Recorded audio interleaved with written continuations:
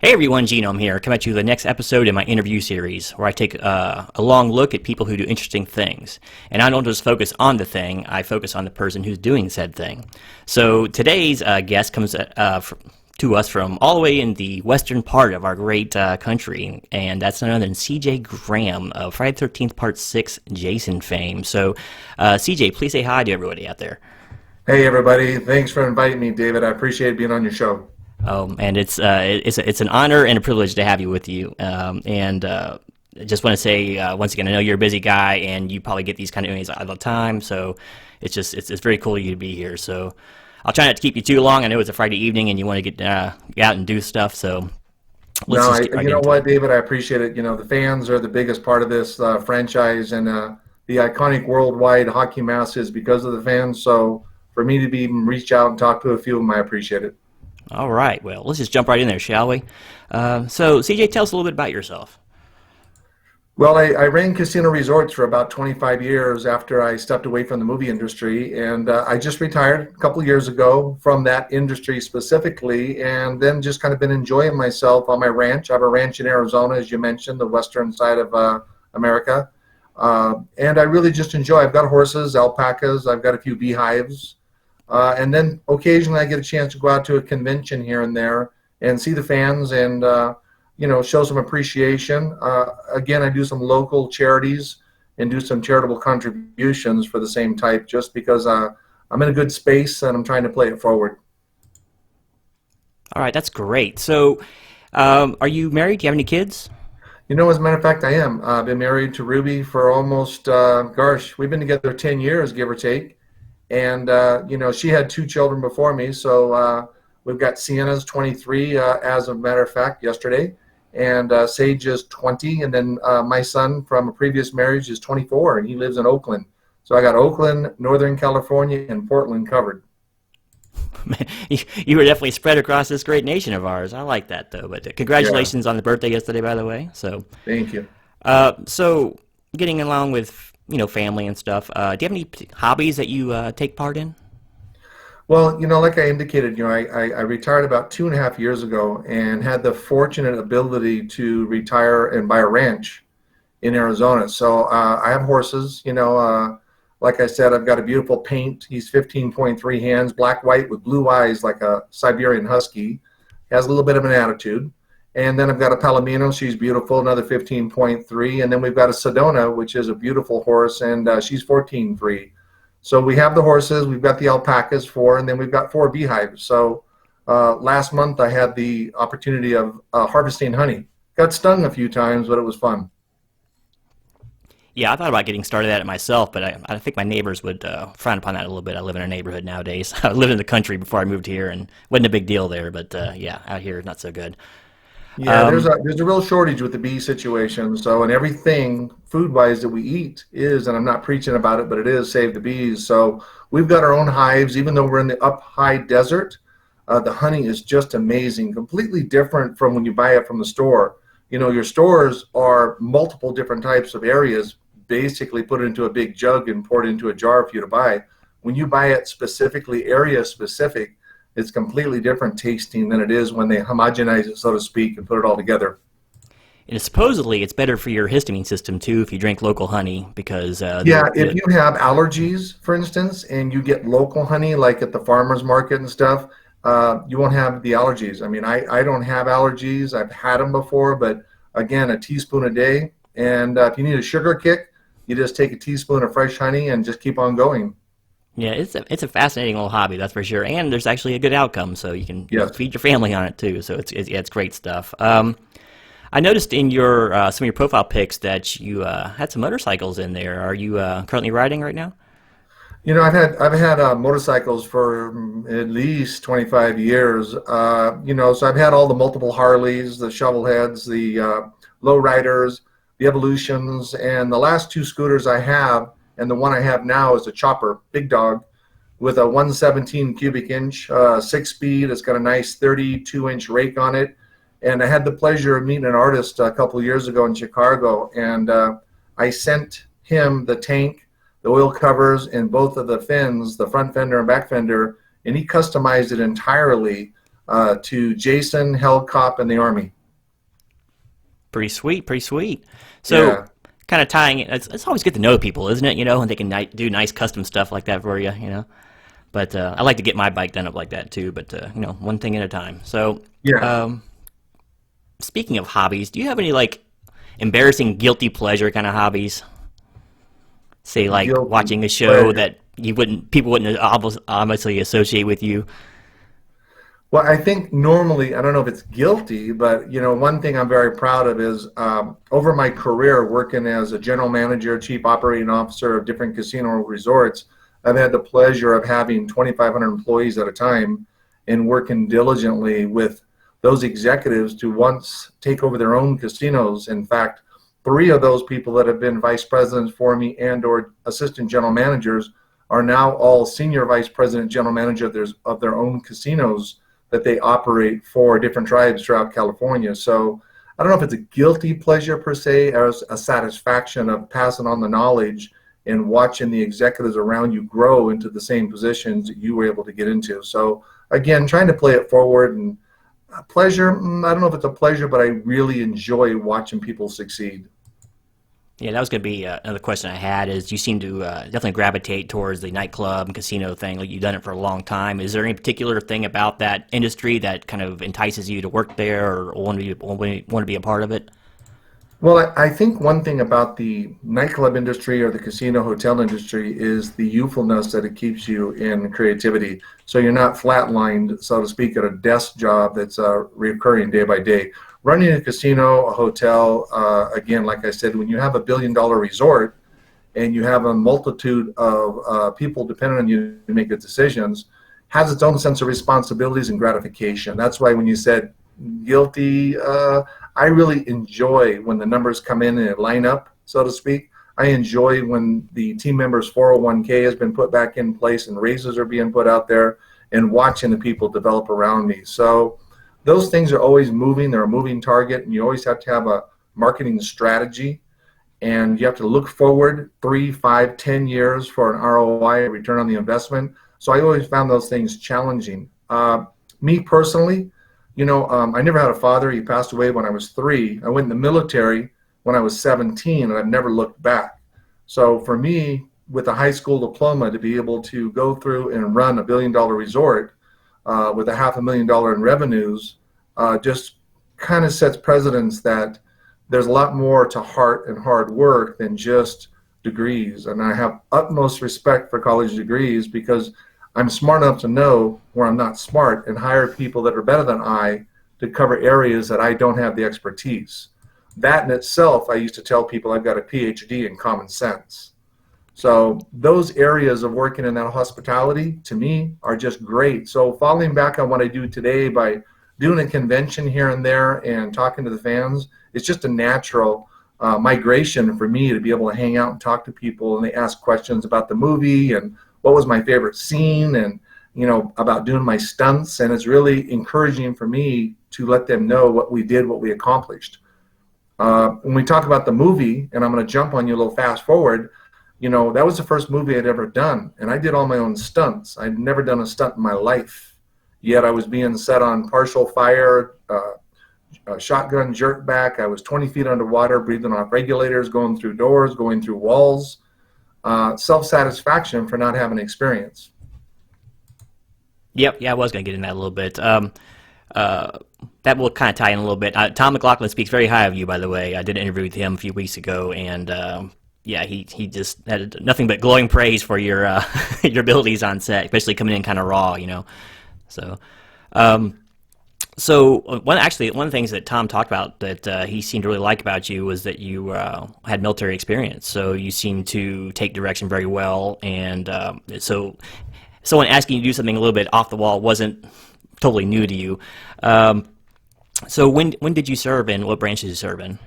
I was in the Army from 74 to 78. I was 11 Bravo 20, so that means infantry. I was a grunt. I was cross-trained as a 15 Echo, which was Persian nuclear missile launching. Our job in Europe was to guard the Persian missiles. However, if the crew personnel went down, we had to be trained to be able to launch if necessary. So they cross-trained us into what's called a 15 Echo, so that if for some reason a crew person went down, we could step in and launch. Interesting. It was, nice. I enjoyed it. I learned a lot about self-integrity, pride. A lot of people in ex-military will just tell you, I did my job. And that was the nice part about launching my career when it came to the casinos or the nightclubs, is knowing what I don't know, but being a quick learner and being able to launch the platform of what I did as a nightclub manager, general manager, or even when I started in the casino industry. I started dealing cards in Lake Tahoe, and then grew my career up to the point where I was a general manager running the complete resort. So where'd you do your basic training at? I did my training. I went to Fort Ord, and that's in California, Salinas to be exact. Then I shot over to what's called Tigerland. That's Fort Polk. We call that just Tigerland because of the water moccasins, the coral snakes, the swamps. But that's where all your infantry grunts grow through, and then they go from there into advanced MOS training and or wherever they would be selected to go. Yeah, I did my basic over at Fort Benning, so I made the brilliant idea to do it in the middle of summer. That was a fun summer, let me tell you. But yeah, so good times. Yeah, we still have, they haven't changed the MOS designation. You're still 11 Bravo, the infantry guys. So yeah, I've always been fortunate. In fact, I have a Ram truck. I had to get rid of my car to get a truck to haul the horses, and I was able to get Army 11B on my license plate. So my license plate is Army 11B. So, while you were in the military, did you go to any interesting places? Did you go any hot zones, or did you go out of the country? Where all was some interesting places that you went? Yeah, they dumped us over in Germany. Again, that was during East-West Germany, and we still had some problems or crises when it came to the Soviet Union. We went right from the Vietnam War in '75, NAM was over, right into the Cold War with Russia, USSR at that time. So the Persians that we had lined up along the border was where they sent us as infantry to do guard duty and secure the border with those nuclear missiles. So I spent almost 3 years in Germany and did some traveling while I was in Germany where I was allowed to go. And then I shot back to Fort Ord, Salinas to the 7th Infantry, and that's where I ETS'd, where I did my time and got out of the military. All right, at least you got to see a little bit of the world out there. See, I never got to go to Germany. We flew into Germany on the way to Iraq, but we never never got to stay more than an hour in there, or Ireland. You got to get on the ground until your feet were cold and got back in the air. Basically. Didn't even get a meal in us, but, that's such as it is. Right. So, all right, so we're going to go ahead and get into some more of the film stuff now at this point, I'd say.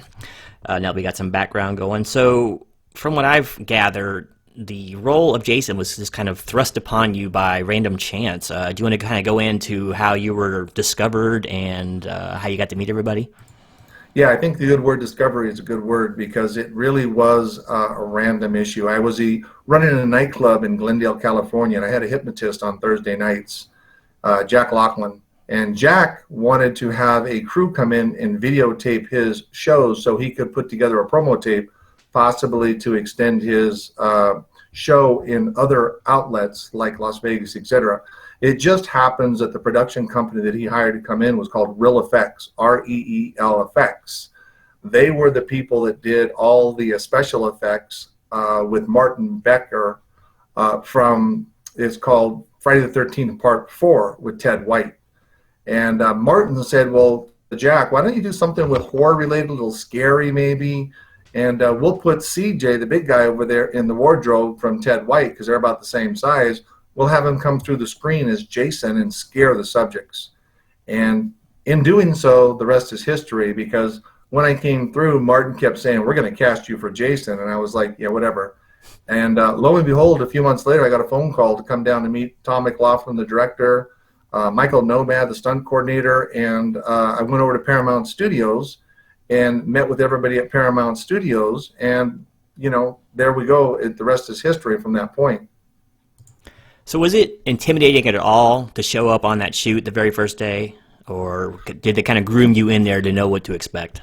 Yeah, so when running the club, Frank Mancuso Jr., who was running one of the senior executives of Paramount Studios, originally decided they were going to go with a stuntman for the position. So when the one scene that's still in the movie, which is that paintball scene, when the paintball hits the body, a lot of people just assume I've got padding. The gentleman that had that scene was a little bit thicker than I was, but wasn't coming across as menacing as Tom McLaughlin and Frank wanted. So I got the call on a Friday, and Monday morning I was in Covington and picked up the day shots from that point on and did everything. My very, very first scene in Jason Wardrobe, which is to me the most exciting scene of all, was where the mobile home is in the background and shaking and rocking, and Jason's profile walks in. He turns, looks at the mobile home, and tilts his head in curiosity.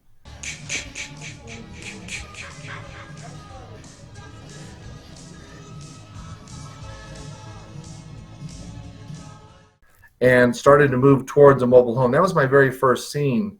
So I'll always remember that scene. But from an intimidation factor, when you're 28 years old, I really don't think too many people can intimidate you, mentally at least. Even though you could drop off a cliff the next day, I think I was able to step into the role and conquer. And I'm fortunate enough that I got a lot of good people around me to keep me safe.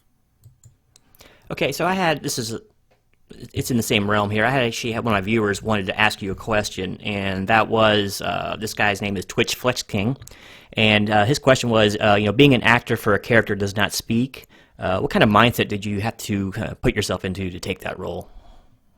Well, the mindset you have to do, a lot of people don't understand. They think, well, you didn't say anything. How difficult can it be? And I challenge anybody to put a hockey mask on, black out one eye, and tell me and show me when you're mad, when you're curious, when you're happy, when you're angry. Everything has to go through body motion, tilt of the head. You can be behind the hockey mask with a big-ass smile on your face, and nobody's going to see it because you don't get to give that visual, I'm in your face and scare people when they jump back. You have to physically show it through a hockey mask. It's interesting because a lot of the friends that I have that were actors and actresses back in that time frame, they'll go out there and do a convention now and then, and they laugh because in a positive way, because they go, gosh, if they'd asked me to put a hockey mask on in the 80s, I'd have told them no way. And yet it's become iconic worldwide. So it's really been an interesting trip, and I'm very humbly appreciative for the fans and their support. Well, they do appreciate you, especially on doing shows like this, so they can get to know you a little better. Now, in talking with Tom McLaughlin, actually, he said the shoot was really cold, and you spent a lot of time wet. Was this ever a problem for you? Did you ever get sick because of it, or did it make things really difficult for you? No, you have to realize, again, 28, you're a badass, and nobody's going to stop you. There was one point where we came back to Los Angeles, and we did the underwater scene in a diving pool, which is about 20 foot deep, and they put the tarp all the way around the pool that night. And I had safety divers that were wearing, wetsuits, quarter-inch wetsuits, but I was just in wardrobe, and I was physically chained to the bottom. And when you see the scene, that's a real chain, and I'm standing on a center block. And the object is that when I needed air, I would signal to my chest. Safety divers would then swim in, lift my mask because it's pitch black, and shove a regulator in my mouth and clear it for me. I'd take a few deep breaths, and then I'd push the regulator away and put the mask on and continue to do the next scene. And then periodically they would unchain me, take me to the surface, and I'd just kind of sit up on the edge of the pool and watch a small monitor that Tom had as to how we were looking with the fight scene, and then Tom would make some adjustments. There became a point in the evening, early morning hours, because we shot at night, that the safety divers did start to complain about being cold. And Tom kept asking me, are you okay? Okay, and I'm fine. Once your body gets to a numbness, it's just, you go for it. And they finally wrapped early AM hours and said, let's get CJ out of the water. And as soon as I got out, I went right over to the side of all your swimming pools. You have, showers. I stood in full wardrobe under the shower for probably 30 minutes, letting my body come back. But, again, you're 28 years old. Nobody's going to stop you. It's just, I was more excited just to be there, and I didn't want to let Tom or anybody down that made that decision to pick a unknown actor / stuntman.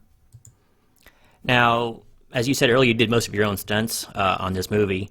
Did you get any injuries because of any of them, or did you have any extreme difficulty with any particular stunt? And for clarity, I did all of my stunts. There wasn't one that's not me. That was the cool part about it. But did I get hurt? I don't know. I'm starting to feel it now, 30 some odd years later. My neck hurts, my back hurts, my shoulders hurt. I don't know if it's from that or if it's just getting old, but I will tell you that, when they hook a cable to your back and it's PSIs and then start doing different pounds per square inch to pull you back to get used to it, once they do the shotgun, I mean, you are airborne in reverse.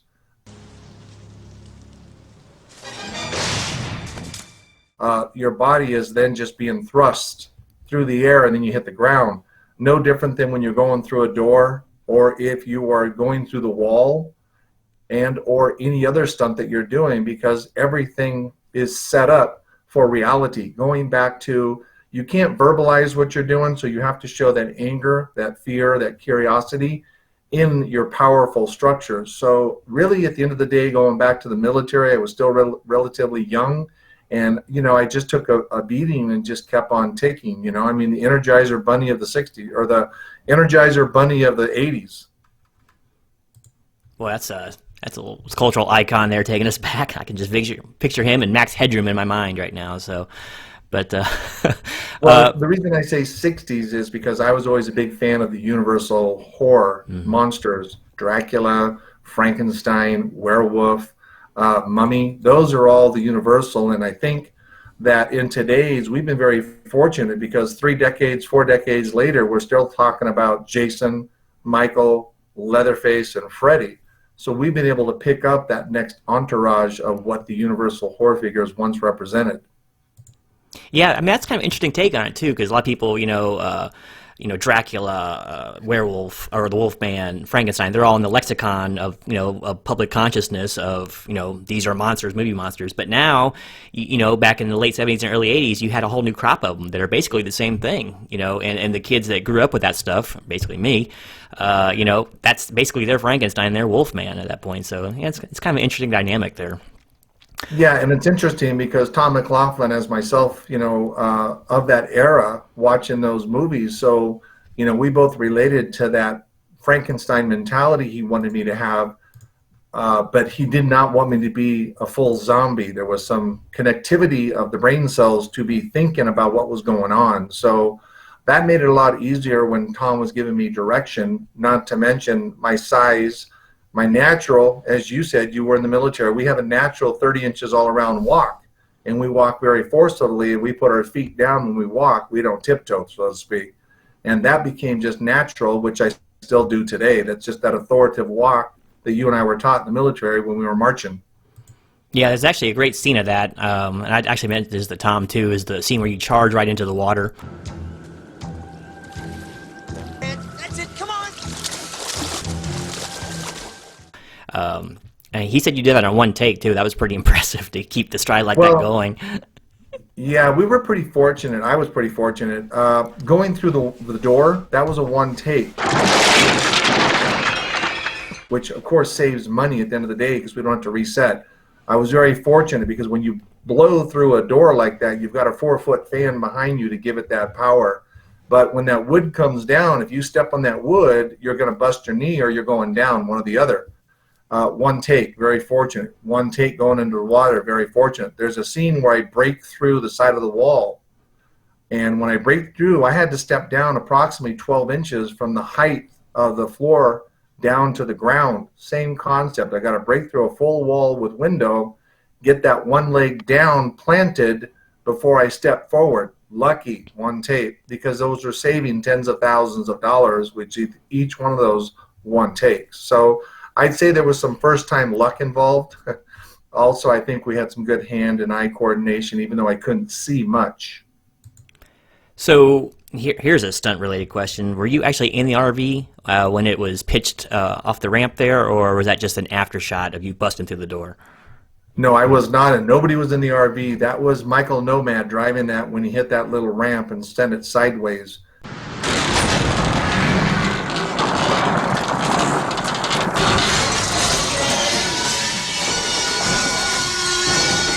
Which again, one take, we only had one mobile home. Then what we did is we got me inside. That's the real door. all they did was take the hinges and pop them so that I had to, and when I say a real door, as you know, in mobile homes, those doors are not weak. They're pretty solid. So what they did was they undid the hinges for me, and I squatted down on top of a big box, and I hit that door with my fist. Both fists just forcibly hit it, and it flew. I mean, again, I was in a different space, different time, and when it flew, it was just like, holy shit. Everybody just stepped back, and I was able to get out with one step from the box, again, without losing my balance as I stepped up, took my position, walked to the end of the RV, and then stood there in dominant presence.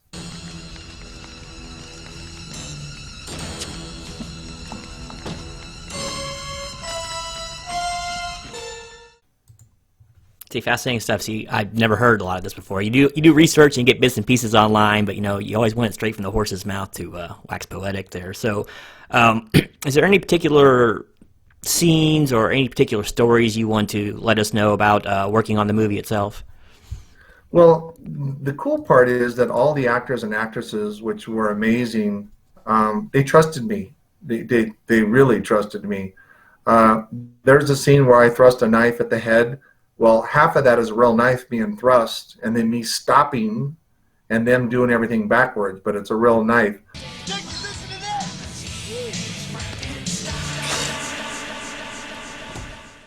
When I took Darcy's head in the bathroom, she physically allowed me to pick her up by her neck and fight with her in a very 4 foot by 4 foot area. And, she was bruised the next day, as I was, because she beat the shit out of me.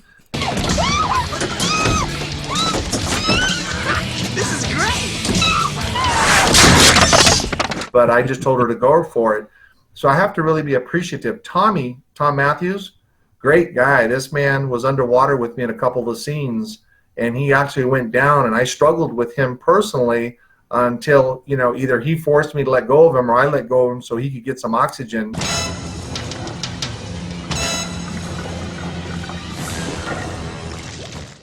And get to the surface, because they used him in quite a few parts before they brought in Michael Nomad to finish out the stunts. But Tom Matthews was underwater with me fighting some of those scenes. So I got to say kudos to those folks that allowed me to physically contain them. And I'm so happy. I mean, obviously they didn't get hurt, nor did I. I mean, bruises I got, cuts, no big deal. It's expected, no different than going to the gym. Yeah, injury can be, that's not what people normally think about when they see a movie. It's like, oh, it's all make-believe. No one can get hurt, but someone's actually got to perform the stuff, and there's always, anything can go wrong at any given time. So, so getting a little bit away from the movie, but kind of keeping in the same premise, if internet legend is to be believed, you were actually approached to play Jason again, or you were in the talks to play him again in Freddy vs. Jason, is that correct? So for clarification, everybody, Kane Hodder, a good friend of mine, he did part 7, 8, 9, 10. Kane will tell you the same thing. I was actually slotted for part 7. And when they started production, Kane had worked for John, the director-writer. Kane is a huge horror fan, like more than I, to be fair. And Kane had to approach John, the writer-director, who Kane had worked with, to see if John would allow him to play Jason. And there were a lot of stunts in it, and so Kane was able to work with John. John said, okay. John had to go to Paramount Studio executives to ask them to change from, part 6 C.J. Graham when 7 came on with Kane. However, going back, then Kane did 7, 8, 9, 10.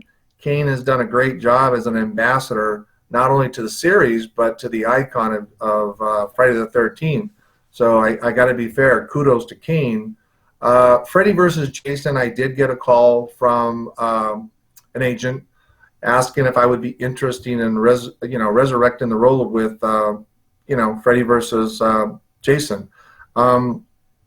It's not that I wasn't interested. You have to understand, David, that means I would have to quit my job. I was a chief operating officer. I was a general manager of casinos, and I had between 23 and 2,500 employees at any given day, depending on me and the tribe and the families. It wasn't something for me to quit a job making X to go make a couple dollars for 2 months, and then I would be unemployed after that.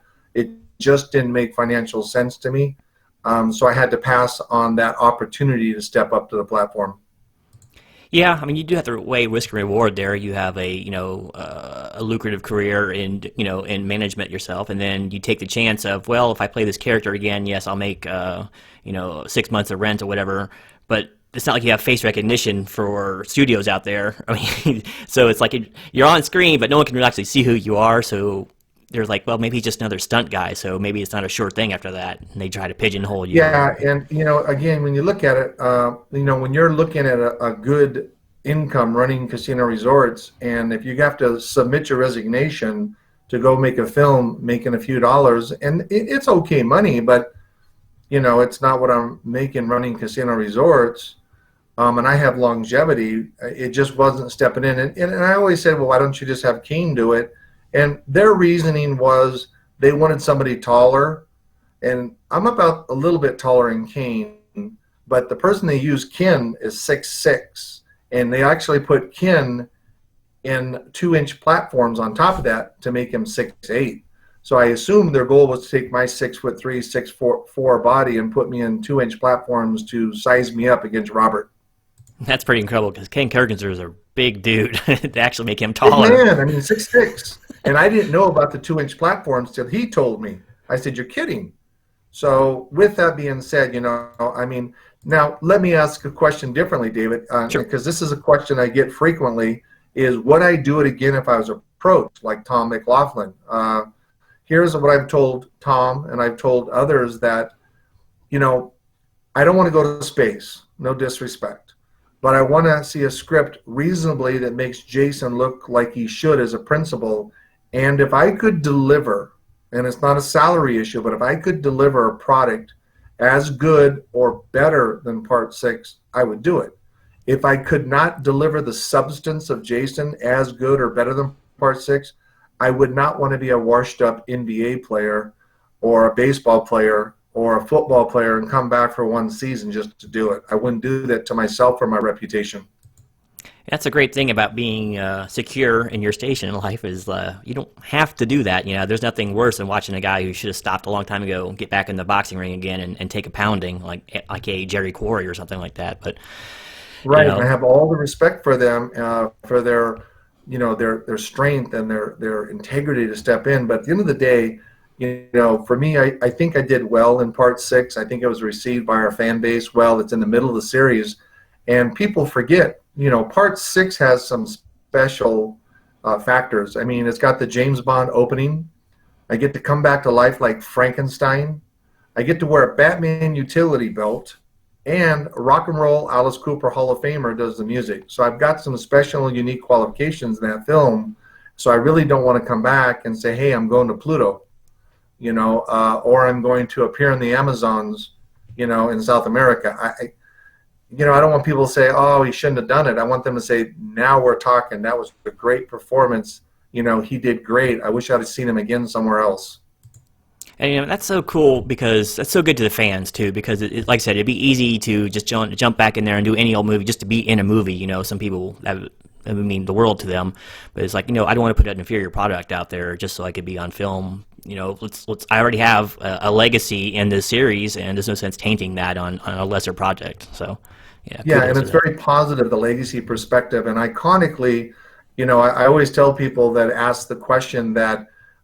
You may not know C.J. Graham, you may not know Kane Hodder, you may not know Steve Dash, but if you go to India and you ask somebody, well, do you know who Tom Cruise is? They'll go, oh yeah, I know that guy, I know that face. Well, do you know C.J. Graham? No. But what about the hockey mask, Friday the 13th? Oh yeah, Jason. They really know that hockey mask, and it's become a worldwide franchise. And, Kane Hodder's been a great part of that, getting out there, doing 4 of them, and going worldwide, meeting people and fans and doing conventions. So, again, I always say he's been a great ambassador for it. And, it's been a real pleasure just to be part of the Friday the 13th legacy. So we're just about off the Friday the 13th, don't worry. I do have another question on that, and feel free not to answer if you like. I'm sure a lot of people want to know, how much did you make actually portraying Jason in Part 6? I made $15,000. It's real simple. Not a lot of money, maybe a lot of money in those days. And the reason it's not a big secret is a lot of people don't, I mean, who cares? SAG wages was $1,500 a week if you go back and look at it in those days. And that was what's called, a daily and a weekly. Wasn't a lot of money, but it was a lot of money in 1986, to be fair. And I was able to leave my job at the nightclub, and I was able to, as you said, pay the rent for 6 months when I came back to find another job to go back to work. Oddly enough, when I got back, the club that I was running had turned over ownership, and the new ownership asked me if I would come back after the renovation to take it over. So I don't know if you want to consider a lot of money. I know a lot of people don't talk. I mean, I'm not going to tell you what I made as a chief operating officer or general manager. That gets a little more different. But something that magnitude, it's interesting because you go back and look at some of these people that have worked hard and they're very successful today. Ben Stiller is a good example. I did a movie called Highway to Hell that I played Hell Cop in. Ben Stiller has about 5 seconds in it. It's probably one of the first movies he ever did. His mother and father are in it. Now, I don't think he'd care. He probably made whatever, but I don't think he'd tell you what he's making today for a movie. But I guesstimate $10 million. Yeah, I'm sure that's about what he's pulling in nowadays after the string of movies he's had. So yeah, I don't find, I'm not real private about that. I mean, I think it's interesting for people to know. I mean, when you start talking about some actors and actors that have been very, very successful, they were sleeping in their cars before they got their break. And there are still some sleeping in their cars that never got the break, to be fair. It's just some of us were luckier than others. Some are more talented, to be fair, but I think luck, persistence has a lot to do with it. And sometimes it's being in the right place at the right time. Boy, isn't that random chance just a great thing sometimes, at least when it works in your favor. Yeah, that's why I always look at things as being very fortunate to do what I've done running the casino resorts. Some of it was, of course, I think talent, but at the end of the day, right place, right time, and being willing to take on that challenge. I was always looking for a challenge or a new opportunity and or a promotion to the next level. So getting a little way, or segueing out from the Friday the 13th movie, you seem to be a pretty regular appearance on the convention circuit. How many shows do you think you do a year? Well, I'm able to do several, but I try to keep it around 6 or 7. And I'm being more selective. I don't want to wear my welcome out, number one, because, the fans haven't seen me out there. And for me, it's just more of enjoyable. I have the opportunities to turn down more than I do. But I did retire, and I have a ranch, I have horses, and I have responsibilities here. And sometimes the barbed wire breaks, and somebody's got to go out there and fix that barbed wire. So I would say a half a dozen a year conservatively, and maybe just a few more. I've got 3 or 4 more already lined up for the rest of 2019, and I've already got 3 lined up for 2020. And I've started turning them down for 2019. I don't want to wear my welcome out, to be fair, and I'm very humbly appreciative to the fans. And, as long as they want to see me out there, I'll go out there and do them, sporadically throughout the year. But I don't want to, wear my welcome out where I'll see them next trip. Yeah, sometimes you something called market saturation, and you put yourself out there too much, and it loses all its luster. If you're showing up at the same con, 2-3 times a year, and people are not going to cross multiple states to see it, it's like, well, I'll see them if I'm there. But if you do a show once a year at that one place, yeah, they might drive a long way to come see you. So it kind of keeps the mystique alive too, right? I do more charitable events just because than I do the conventions, and I did a film recently, a fan film called Friday the 13th Vengeance, and I got to play Jason's father, Elias Voorhees. And rather than take a salary because it's a fan film, I donated my 2-week salary to Shriners Children's Hospital burn unit, which is very close to Kane Hodder because of his burns and some people that have been burned throughout bad stunts. So I was able to do that.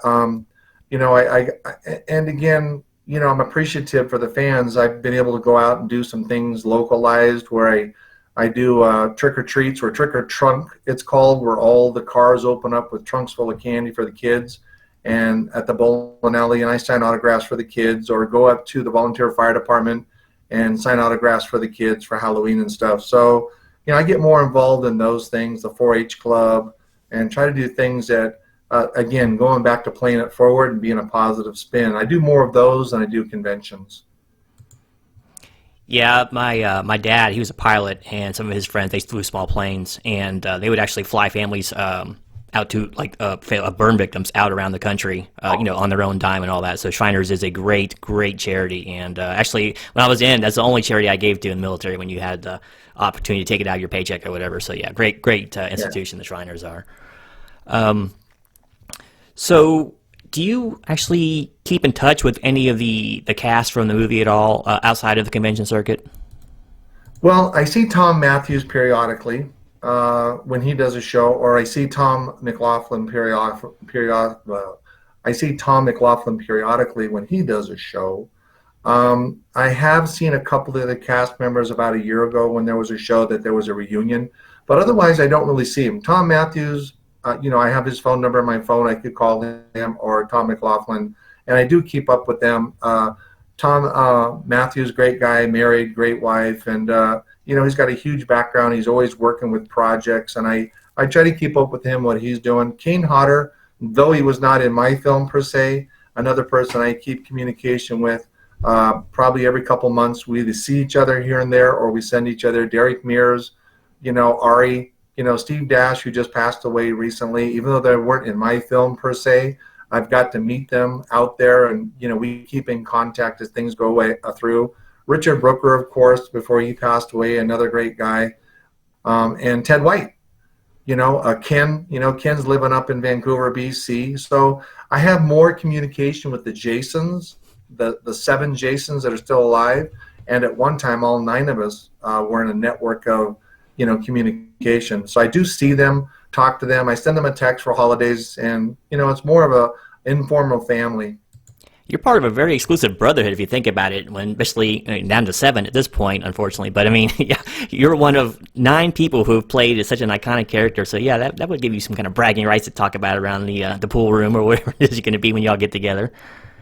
Well, it never worked when I was single to go to the bar and say I played Jason. Nobody believed me. So, but I am proud the fact that I know all these men, and again, you start all the way from, looking at Derek Mears, who just played at the last one in 2009, and you start to find out more about him.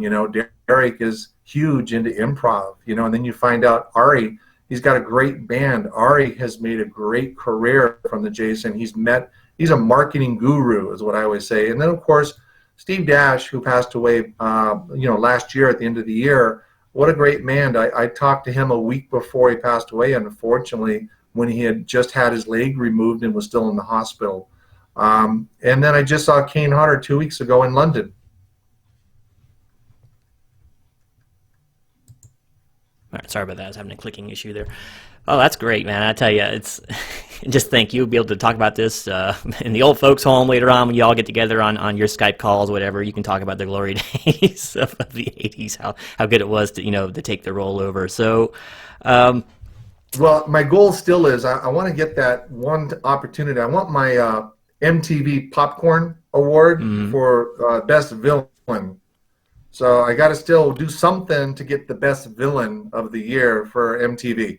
I'm trying to think which of the other big 3, if they had a movie that same year. Did Halloween and Nightmare on Elm Street have a movie that year? I'm pretty sure they did. I'm going to say yes, and the reason I say that is I remember in I think it was 87, don't quote me, myself, Robert Englund, and Leatherface did a photo op for a movie. It was a print, actually, and we did it for, I can't think of what it was called. It's a music, I'm trying to think, it's still out there today. It's a music magazine. Do you remember one that's from the East Coast? I can't remember. I think I want to say Robert Englund was on not Rolling Stone, but something like that. It was on one of those pop culture Rolling ones. Stones. We did a cover for Rolling Stones. I still have the picture, and it never got published. But I still have the picture of the 3 of us in wardrobe, and the 4 people that did all of our wardrobe in front of us. So that's it. Rolling Stones. Man, phew, got lucky on that one. I had to really go into the deep synapses there. So we'll go ahead. Here we go. Oh, can you see this? Yeah. Hold on, let me put it in big screen here. Raise it up a little bit if you would. A little further. A little further. Look at that. Look at that crew right there. That All was right. supposed to be a Rolling Stones cover. And they didn't use it? Awful. No, Awful. pretty cool, huh? Yeah, man. See, you got so much great It's in my memorabilia. desk. I didn't plan that, by the way. It just happened. I looked down and saw it, so I pulled it out. I noticed you got a couple guitars back there. Are those also some treasured heirlooms of yours? Yeah, well, running casino resorts, I got to meet a lot of people. This one is autographed, and obviously it's a British band. And if you take a look at all the different ones, I've been fortunate enough to meet a lot of people. The other one is autographed by Foreigner, and I've been very fortunate with running the casino resorts, and I was collecting guitars by everybody from Montgomery Gentry to Melissa Etheridge to Earth, Wind, and Fire. So I've been pretty fortunate to meet a lot of people in my career, and very blessed to be able to meet those people. All right. So, do you have any upcoming projects or events that you want to go ahead and plug at this point, or anything new you're working on that you want people to know about? Well, I mentioned earlier, we finished a couple of months ago a fan film, Friday the 13th Vengeance, it's called. There is a Friday the 13th Vengeance trailer out there if anybody wants to pull it up. It's a 2-minute trailer, and it comes out the end of this month, actually. I did bring a picture of that one so you could see this is what Jason looks like as Jason's father. This is me. And you tell me where you can see this. Can you see that? Yep. Raise it up just a little bit. There you go. Perfect. Now, Okay. the There's guy a with the light. beard is me. That's like passing the torch there. And the guy I'm talking to is named Jason Brooks. And as you can tell, we're the same size. And the storyline is basically a pickup from part 6, which could have rolled into part 7. Jason comes out of the water carrying the rock and breaks the chain and goes to work. The spinoff is the fact that we've always talked about Elias Voorhees being in the comics and in the storybooks, but never been on screen. We talk about Mommy. In this case, as you can see, they had me grow a beard for 4 or 5 months, and then they put long stringly hair on me. And what I do is, it was supposed to be just a back in the background of the film. The interesting twist is, once they put the wardrobe on me, it looked so cool that I ended up killing 5 or 6 people in the movie. And you may know Steve Dash. He was in the film. He played the sheriff, and I got to kill Steve Dash. And Tom McLaughlin has a part in the film at the beginning as the graveyard caretaker, and he did some consulting on it. Oh, that's like Jason on Jason violence. We can't be having that now, can we? Yeah, and the nice thing is it was interesting because they were able to end it on a positive note where Jason and the father are having a square off, as you can see. And the concept is that Jason's father is trying to tell Jason what to do, and Jason is resisting a little bit of the connectivity of the brain cells, so to speak. So they get into a little bit of a conflict. But I won't give it away, but it's really interesting. Friday the 13th Vengeance trailer. It's going to be a nice little spin-off of the series from part 6, what could have been part 7. I'll go ahead and find that trailer, and I'll put it in the link in the description below so people can go to that and see it. Have you worked at all on the Friday the 13th Fanboy 13 project? I will be in that project. 13 Fanboy, Deborah Voorhees. Kane just finished his about 3 weeks ago. And then all of us from Dee Williams to Corey Feldman will be in it. And that's kind of an alumni of Friday the 13th that will be in it. I'm sure you understand, you've heard what it is basically it's a convention setting, and all of us play ourselves, and a fan goes a little off and starts killing the celebrities. And I'll let it go at that. Yeah, I'm actually a member over at the on Debbie's site, so they Yeah, have and updates. she's done a great job working with that 13 Fanboy and putting it out there. And again, a fan film that has been funded by the fans. And when you take a look at all the work she's putting into it, I believe she's in Texas. And it is, again, another film that, it's going to have that character since, we do have some challenges with Friday the 13th. The 2 principals, so to speak, are, as we all know, in a lawsuit.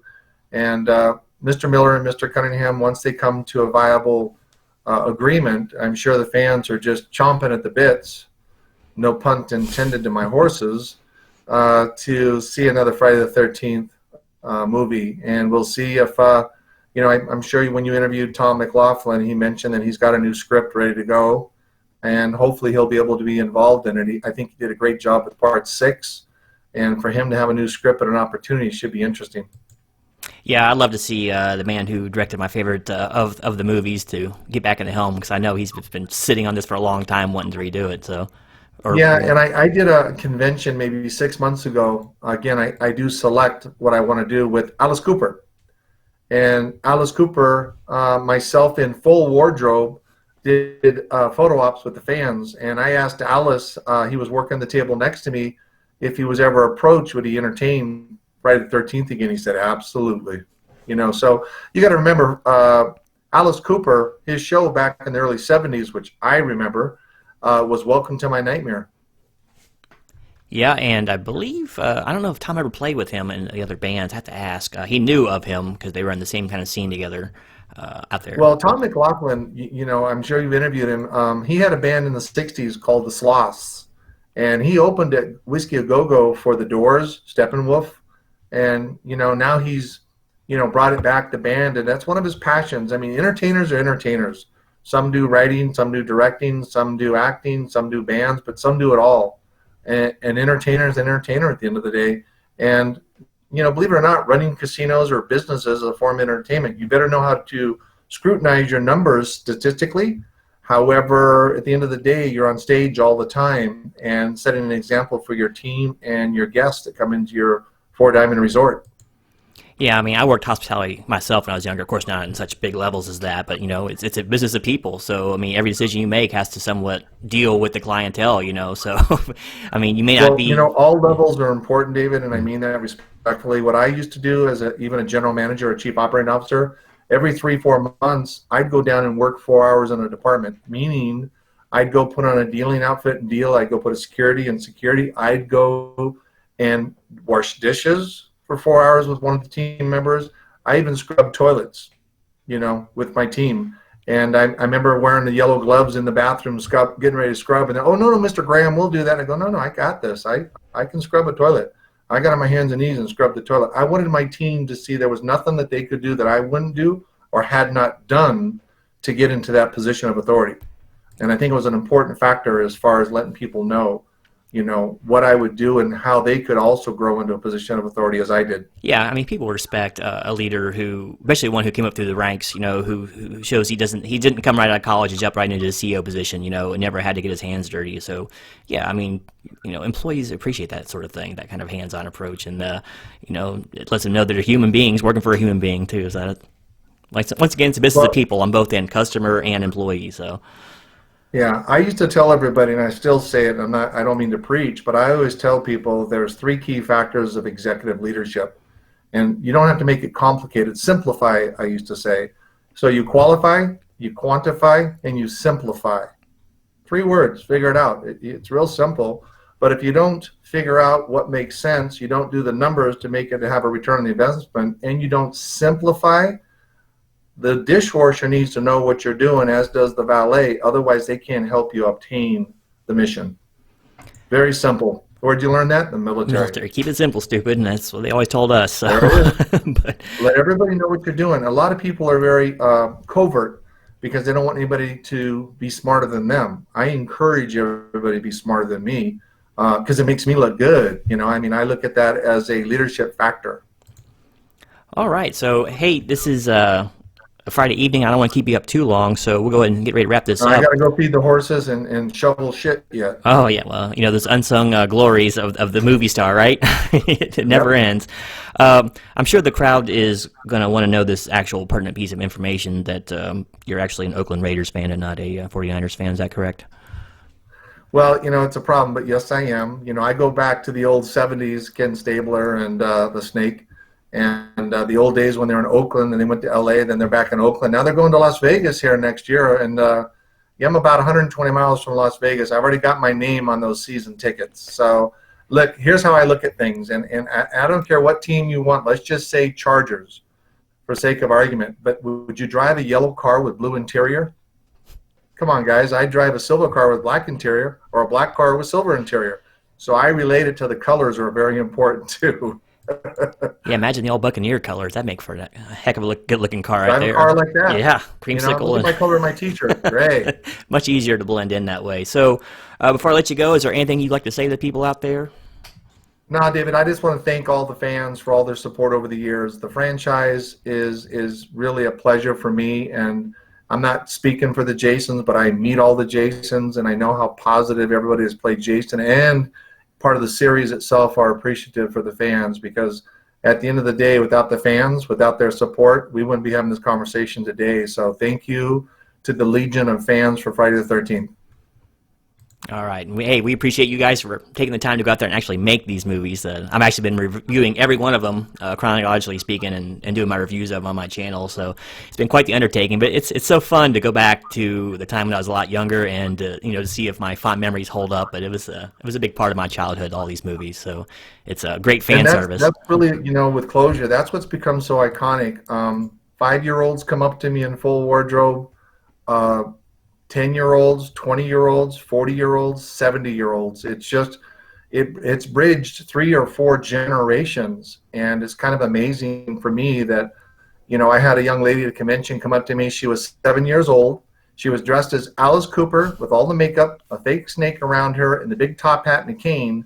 And then she came to another show, and she was dressed up as Kiss with the big boots and the guitar and the star in her face. I mean, she's a young lady, and here she is hobnobbing because she likes the Friday the 13th. She likes Alice Cooper. She likes Kiss.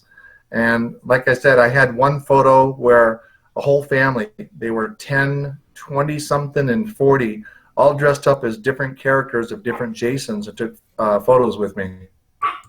I mean, there's just some images out there that are so iconic, they'll never go out of style. So it's great to have such a multi-generational, and to be part of such a multi-generational thing, So CJ, I'm going to let you get out there and feed your horses. I really appreciate you taking the time to talk with us today, and hopefully in the future, if you ever want to, we can jump back in, and if there's anything we missed, we can go over that at some point. But once again, just thank you so much for being here tonight. My pleasure. Thank you.